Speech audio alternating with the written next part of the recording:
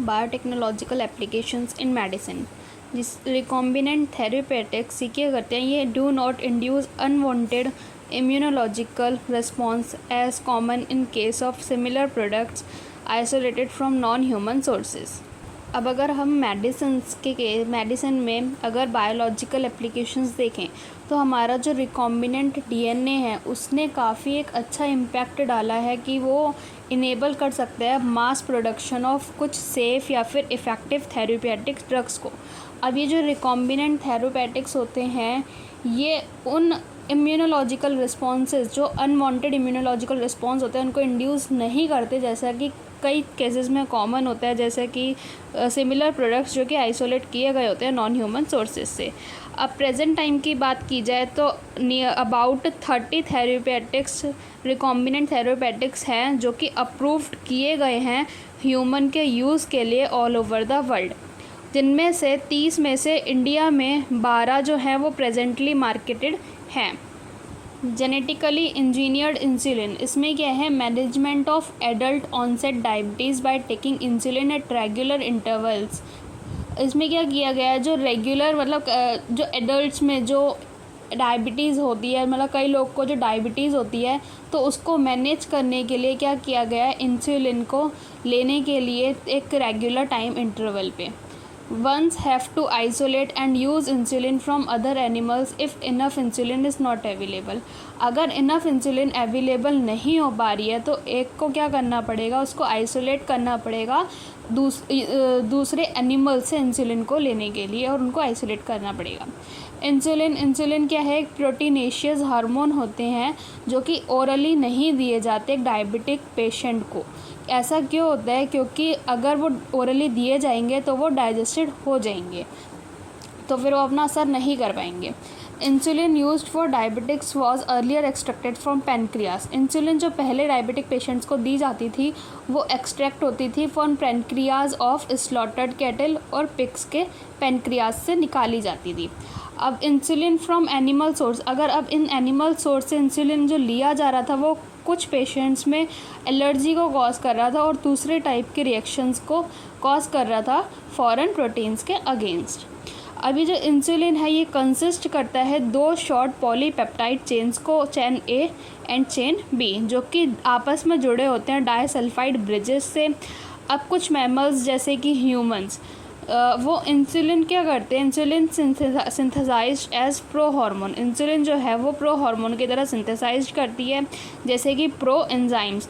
और pro hormones also needs to be processed before its become fully mature and functional hormone, जो कि contain करता है एक एक्स्ट्रा स्ट्रेच पेप्टाइड को, जिसको हम कहते हैं सी पेप्टाइड।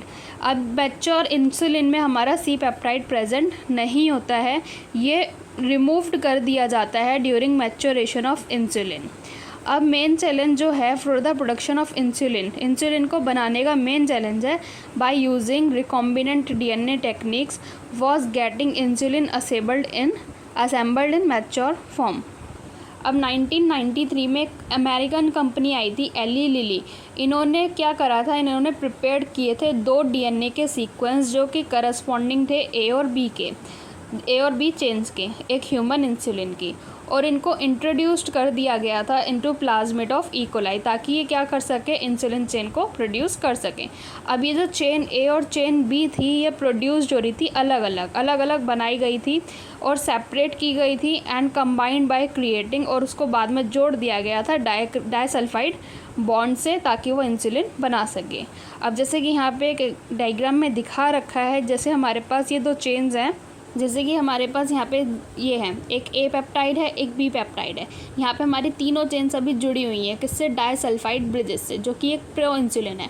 अब प्रो इंसुलिन को किस में कन्वर्ट करा गया, इंसुलिन में। तो तीनों पेप्टाइड जो थे, ए पेप्टाइड, बी पेप्टाइड और सी पेप्टाइड, क्या हो चुके हैं, हमारे अलग अलग हो चुके हैं। तो ये दिखा रहा है कि प्रो इंसुलिन को मैच्योर कराया गया है इंसुलिन में, सिंप्लीफाइड में।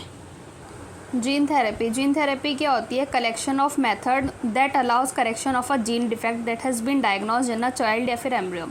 एक चाइल्ड में या फिर एम्ब्रियो में जो भी जीन का डिफेक्ट डायग्नोज हुआ है उसको करेक्ट करने की थेरेपी को हम जीन थेरेपी कहते हैं। यहाँ पे जो जीन्स है वो इंसर्टेड होती हैं एक पर्सन के सेल या टिश्यू में, ताकि वो उस डिज़ीज़ को ट्रीट कर सके। अब ये जो करेक्शन है इस जीन डिफेक्ट का, ये इन्वॉल्व करता है delivery of normal gene into individual या फिर embryo to take over the function of and compensate for non functional gene. अब ये जो जीन डिफेक्ट का करेक्शन है ये इन्वॉल्व करता है उस नॉर्मल जीन के डिलीवरी को एक इंसान के अंदर या फिर एक एम्ब्रियो के अंदर, ताकि वो फंक्शन कर सके उस कंपेंसेट या फिर नॉन फंक्शनल जीन के ओवर। अब जो पहली क्लिनिकल जीन थेरेपी थी वो दी गई थी 1990 में एक 4 साल की बच्ची को with adenosine deaminase deficiency, ADA deficiency थी जिसको। ये एंजाइम क्या थे, ये क्रूशियल थे for immune system to function. इसीलिए इस डिसऑर्डर में क्या होता था, due to deletion of gene for adenosine deaminase. अब इसमें क्या था, in some childrens ADA deficiency cured by bone marrow transplantation.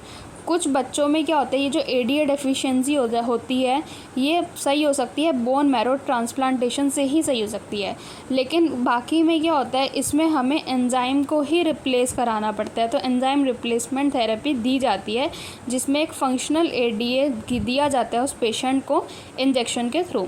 अब ये जो problem in both approach are not completely curative. और ये जो प्रॉब्लम है इन दोनों ही में, बोन मैरो ट्रांसप्लांटेशन में और एंजाइम रिप्लेसमेंट थेरेपी में, ये कम्प्लीटली क्यूरेटिव नहीं होता है। First step towards gene therapy क्या है हमारी, पहला स्टेप क्या है जीन थेरेपी में, lymphocytes from the patient blood flow in culture outside body. Body के बाहर जो एक पेशेंट के ब्लड का लिम्फोसाइट है वो ग्रो कराया जाता है a functional ADA cDNA using a retroviral vector. वो इंट्रोड्यूस कराया जाएगा इन लिम्फोसाइट्स में, जो कि सब्सिक्वेंटली रिटर्न कर दिया जाएगा फिर से पेशेंट के अंदर। However, all these are not immortal। ये जो सारे सेल्स होते हैं ये इमॉर्टल नहीं होते हैं। पेशेंट को रिक्वायर होता है periodic infusion of such patients genetically engineered lymphocyte. इनमें क्या होता है, इन पीपल में मतलब बार बार हमें पीरियोडिक इन्फ्यूजन कराना पड़ता है, बार बार कराना पड़ता है, क्योंकि ये सेल इमॉर्टल सेल्स नहीं होते हैं। If genes isolate from marrow cells producing ADA, अगर इन जीन को आइसोलेट कराया गया है बोन मैरो के सेल्स जो प्रोड्यूस कर रहे हैं एडीए को, तो वो इंट्रोड्यूस कराए जाएंगे उस सेल्स में एट अर्ली एम्ब्रियोनिक स्टेज। तो अगर हम इसी को अर्ली एम्ब्रियोनिक स्टेज में करा दें तो ये एक परमानेंट क्योर हो सकता है। मॉलिक्यूलर डायग्नोसिस क्या है, ये एक इफ़ेक्टिव ट्रीटमेंट है उस डिज़ीज़ के लिए। ये अर्ली डायग्नोसिस होता है और इसमें अंडरस्टैंडिंग ऑफ इट्स पैथोफिजियोलॉजी, मतलब study of Altered of physiology of host. इसमें हम होस्ट की फिजियोलॉजी को ही चेंज कर देते हैं, उसको हम कहते हैं पैथोफिजियोलॉजी, जो कि काफ़ी इंपॉर्टेंट है।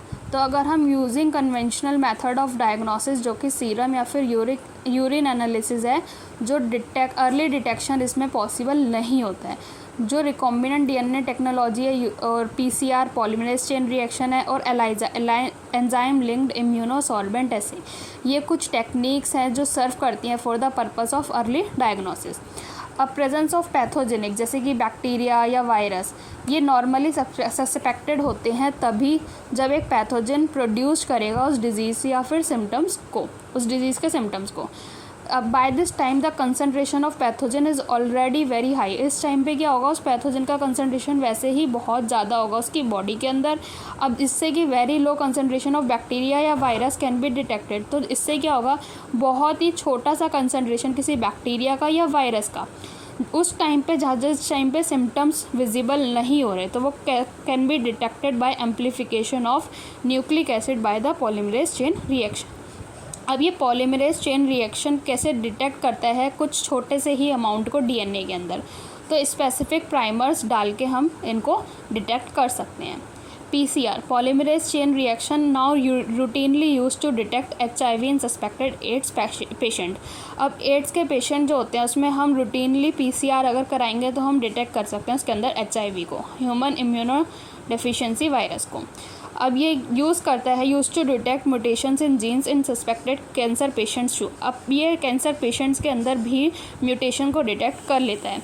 ये एक पावरफुल टेक्निक है to identify many other genetic disorder. PCR एक सिंगल स्ट्रैंडेड डीएनए या फिर आरएनए जो टैग्ड होता है रेडियो एक्टिव मॉलिक्यूल के साथ, जिसको हम प्रोब कहते हैं, ये अलाउ करता है allowed to hybridized to its complementarity DNA in clone of cells followed by detection using autoradiography. अभी जो क्लोन है, ये क्लोन हैविंग म्यूटेटेड जीन्स ये अपीयर नहीं करेंगे एक फोटोग्राफिक फिल्म में, क्योंकि जो प्रोब है उसके पास उसका कॉम्प्लीमेंटरिटी नहीं होगा उस म्यूटेटेड जीन का। अब एलाइसा जो है ये बेस्ड होती है on the principle of antigen and antibody interaction. Infection by pathogen can be detected by the presence of antigens, जैसे कि प्रोटीन्स, ग्लाइकोप्रोटीन्स एक्सेट्रा, या फिर डिटेक्ट करके उस एंटीबॉडीज़ को जो सिंथेसाइज हो रही है इन पैथोजन के अगेंस्ट।